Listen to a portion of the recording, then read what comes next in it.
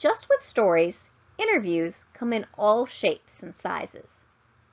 Feature stories and a longer investigative news piece will typically require a long, formal interview. You'll schedule a time in advance, probably at the person's home or office, and spend sometimes an hour or more asking questions of your source. You might, however, just need a quick phone interview to verify facts or get a final quote for your story. A walk around is just like it sounds. You walk around with your interviewee as the person goes about daily tasks. You might choose to talk to a nurse about what his job is like.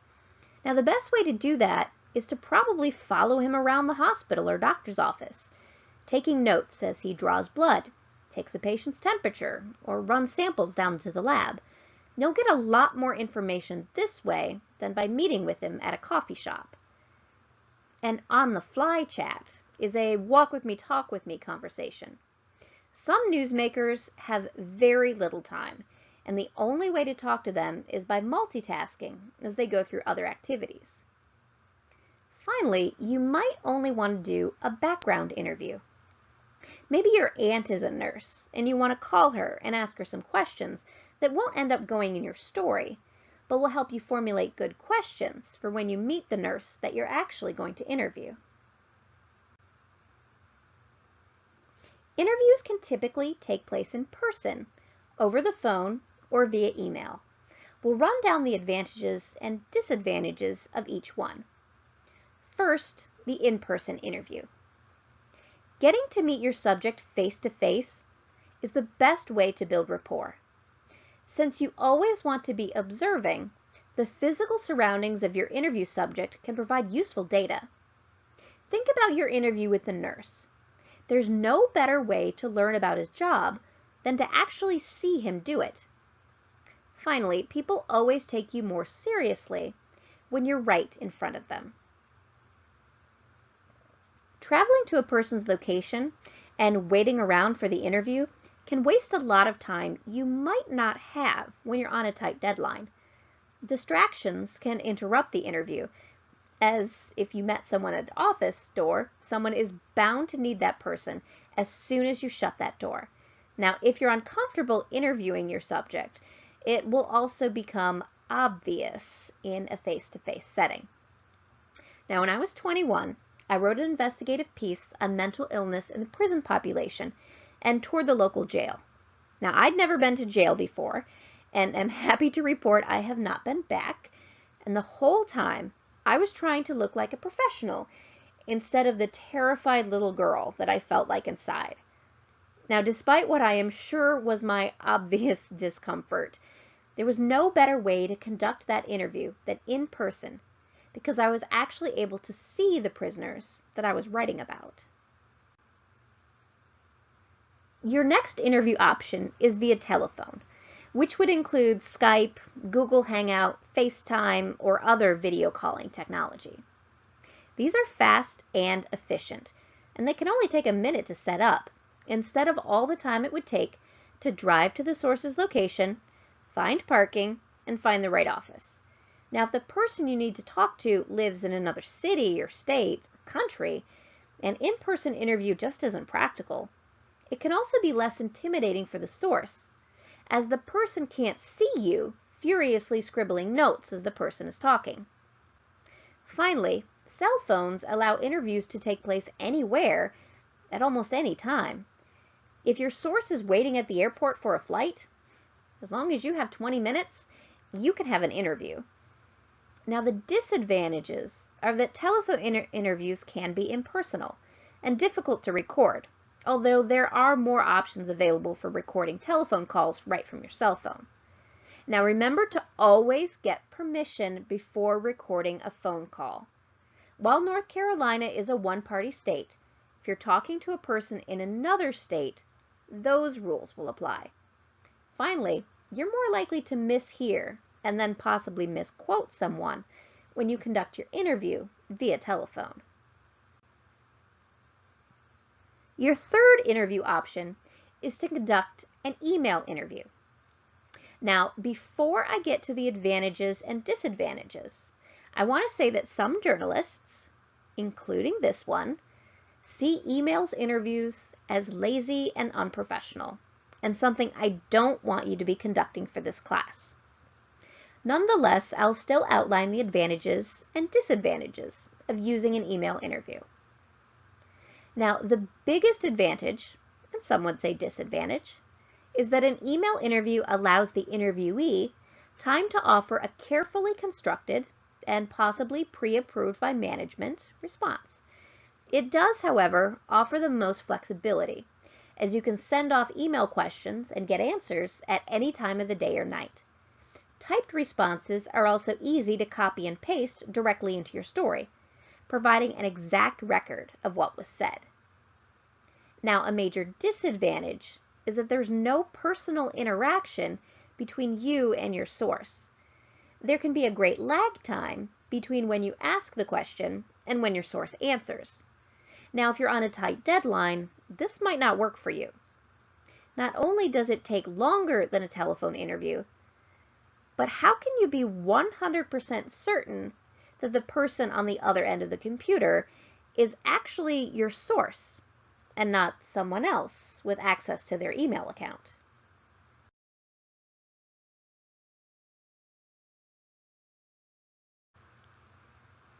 Here are some tips to get you through that first or second or 100th interview. Now, when setting up the interview, first do your homework. What facts can you already learn about the story, and what will you need your sources to provide or verify? Think through the story. Who will be your best sources? Who's in charge? Who is affected? Who's getting screwed? These are the people that you want to talk to. Determine the best way to interview your sources. If at all possible, schedule a face-to-face interview. Now, if that isn't feasible, and sometimes it's not, then you'll want to do a telephone interview instead. Now, it's fine to set up an interview via telephone or email. For busier newsmakers, the person likely won't be available the first time you call to talk to right then. The person might be, though, so be prepared. For in-person interviews, try to meet sources at their location or another place convenient for them. You should also ask if photos will be allowed. When meeting with a nurse from our previous story, the hospital might prohibit photos inside the hospital or only allow photos of the nurse and not of any of the patients. You should also check that it's okay to record the conversation. These are all questions better asked in advance. You don't want to show up with a photographer only to be told that no photos are allowed. When preparing for the interview, continue to research your topic and your source. Organize your questions so that they flow logically. You also want to prioritize your questions. Which are yes and no questions that can be answered first and quickly, and which ones are open-ended questions that will require more time. Rehearse the interview with a friend if you aren't comfortable. See how the questions sound and how your friend reacts to them. Revise as necessary. Always arrive on time for your interview, preferably up to 15 minutes early. There might be traffic or something else that ends up taking extra time, so if you plan to be 15 minutes early, you will rarely be late. Finally, dress appropriately. Now, this doesn't always mean wearing a suit and tie or a dress, but you might want to dress that way to meet with the mayor or college president. Now, if you're interviewing a lacrosse player, you would look pretty out of place in a suit and tie. When in doubt, go business casual, the good old slacks and a nice collared shirt.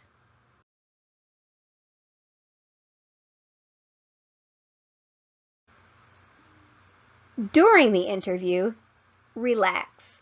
If you've done your research and practiced your questions, there's no need to be nervous. Be in charge. This is your interview.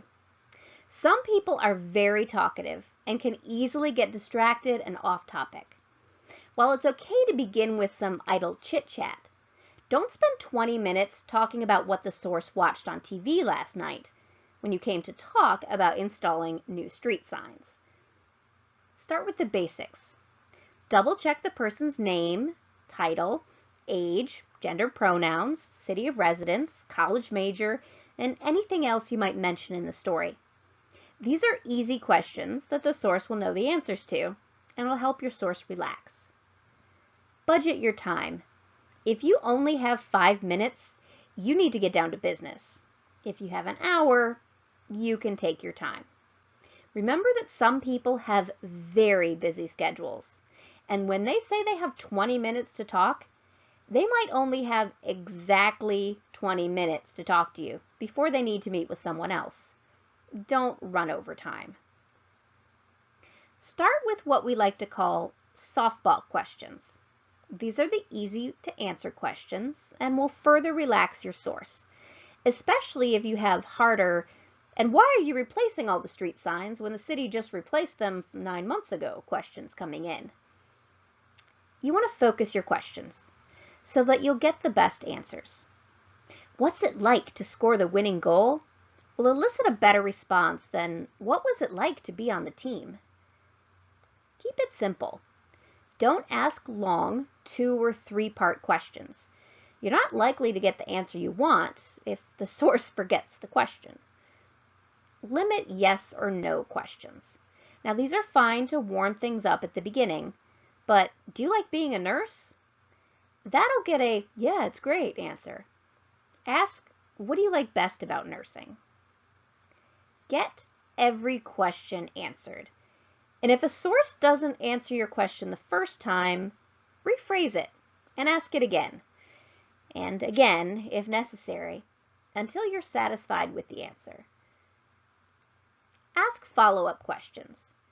If your source says he became a nurse because another nurse saved his brother from drowning, you'll want to ask for more details about that. And finally, stay flexible. Don't be so glued to the questions in front of you that you aren't listening to what the source says and miss important information. Maybe your story isn't about what it takes to be a nurse anymore, but about how that nurse teaches free CPR classes in his community so that others can help to be safe from drowning like his brother. It's okay to ask people to slow down. They want to be quoted accurately, just as much as you want to quote them accurately. Don't worry about asking a dumb question. If you don't understand something, ask the source to repeat it, or put it in words you understand. Sometimes people use jargon and don't realize that people outside their profession don't know what they're talking about. Remember to look around and observe your surroundings. Does the nurse have a picture of his brother on his desk? Or a cutout of the newspaper article when the hero nurse saved his brother from drowning? Those would make great details for your story. Be sure to use reassuring body language with your source. Nod and make friendly eye contact to encourage the source to keep talking. You'll want to use silence to your advantage. A pause might encourage the source to keep talking and elaborate on the answer. Don't interrupt your source. Now, if you don't understand something, wait until the person is done speaking to ask a follow-up question. Don't take sides. Don't accuse a person of anything. Instead, phrase the question like this. Some residents are critical of a tax hike to replace city street signs when they were just replaced 9 months ago. Can you tell me why it's important to replace the street signs now? Finally, save your tough questions, like the one I just asked, for near the end of the interview. If you've built up a good rapport, your source will trust you and answer it. If the source gets angry and storms off, well, at least the source answered all of your other questions. After the interview, feel free to review your notes with the interviewee, asking for clarification on anything you might not understand. Always ask who else you should contact about the story. Ask permission to call the source later if you have any more questions. Even if you don't, the source will appreciate the effort. Likewise, ask the interviewee to call you if that person thinks of something else that might be useful to the story. Say thank you. This person took time to talk to you and help you write your story. The least you can do is say thanks. Review your notes again privately, making sure that you understood everything. Now, you can also get in the habit of checking back with your sources after the story runs to make sure the person was quoted correctly and that nothing was inaccurate. Now, if you plan to use the source again for another story, this is a great way to build trust, or begin to rebuild trust if you ended up getting something wrong. When selecting your sources, strive for racial and gender balance. Now, this helps you connect with all of your readers. You know how you like to see people who look like you in the media? Everybody feels that way. Vary ages, gender identity, races, abilities, and lifestyles of the people that you interview. Remember that there's many different types of identities. You won't always be able to include all of them in your story, but even putting forth just a little effort will help you tell a better story. If you're doing a story on the gender wage gap, for example, don't just talk to Caucasian women. Talk to African Americans, Latinas, Asians, immigrants, trans women, doctors, and factory workers. As many women as you can find to help tell their story, because it won't be the same for everyone. Occasionally, a source will tell you something is off the record. Now, what does that mean? First, we'll start with on the record. Now, this is information that can be printed. The source can be identified, and you can use full quotes. Then, off the record. This is when a source tells you something that cannot be published in any form. You cannot identify the source, and you cannot quote anything the source said. If you're taking notes, be sure to stop when a source tells you something is off the record. You can only print what the source tells you if you can get someone else to tell you the same thing on the record, and then attribute it to the other source. There are two more types of off the record. Now, sometimes you might be able to identify a source on background. This means you can use the information and use actual quotes, but the source cannot be identified by name. Instead, you'd identify the person's background, such as a professor at Durham Tech, or maybe even a Durham Tech English professor, if the description is vague enough that it doesn't reveal the person's identity. Then you have what's called deep background. You can use the information, but no actual quotes. And you can't say anything about the source of the information. Deep background, like anonymous sources, should only be used when there's just no other way to acquire the information.